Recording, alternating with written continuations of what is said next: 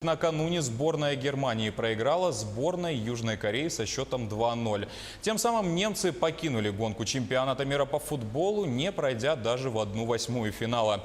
И в эти минуты в Москве работает мой коллега Максим Кардозу. Он сейчас на прямой связи со студией. Максим, здравствуй, тебе слово. Добрый вечер, Василий. Что же, чемпионат в самом разгаре, ну а мы в его сердце. Это улица Никольская, где начали стихийно собираться болельщики. И здесь сейчас, конечно, не так много людей, но вечером, я вас уверяю, здесь огромное количество болельщиков, москвичей. Наверное, это одна из самых популярных локаций в Инстаграм. Ну и, конечно же, каждый москвич считает, что здесь нужно побывать. Это такой некий must-have этого чемпионата. Ну а кого здесь больше не будет, наверное, так это болельщиков из Германии. Сборная этой страны вчера проиграла со счетом 0-2 Южной Кореи. Василий? Максим, а как болельщики восприняли поражение сборной Германии? Настроение в социальных сетях неоднозначное. Кто-то сопереживает, кто-то и вовсе злорадствует. Как обстоят дела непосредственно на самом чемпионате? Ну, конечно же, настроение не очень хорошее. Вы, наверное, сами видели слезы на стадионе. Все в настоящем шоке, не только болельщики, но и мы. Ведь сборная Германии была настоящим фаворитом с самого начала турнира. Сегодня утром все немецкие издания вышли с траурными заголовками. И это можно понять, ведь их сборная, их страна впервые не вышла из группы. И, конечно же, сборная Германии – это одна из самых титулованных команд. Это действующие чемпионы мира.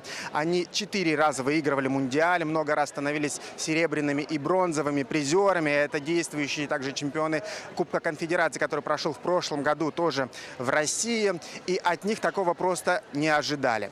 И здесь, кстати, многие заговорили о проклятии чемпионов из Европы. Бытует такая легенда, что победители мундиаля не могут защитить свой титул на следующий турнир.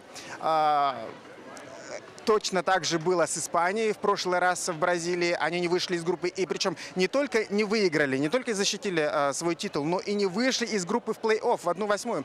То же самое произошло с Испанией, то же самое произошло с Францией, с Италией и теперь с Германией. И все думают, неужели это проклятие не шутка, а действительность и реальность, и неужели можно и нужно обращать на это внимание.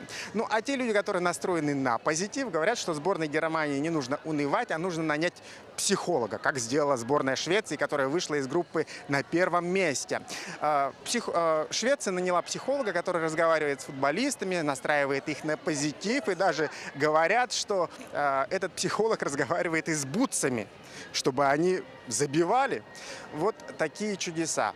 А чемпионат продолжается. Я думаю, что самые зрелищные игры нас ждут только впереди. Будем болеть, смотреть, ну и, конечно же, болеть за нашу сборную России. Василий? Максим, спасибо. А я напомню, что на прямой связи со студией из Москвы был Максим Кардозу. Более же подробно о ходе чемпионата мира вы сможете узнать в ежедневной программе «Такой футбол» на Якутия-24. В частности, сегодня в 19:15 и повтор в 21:30 и на нашем официальном YouTube-канале.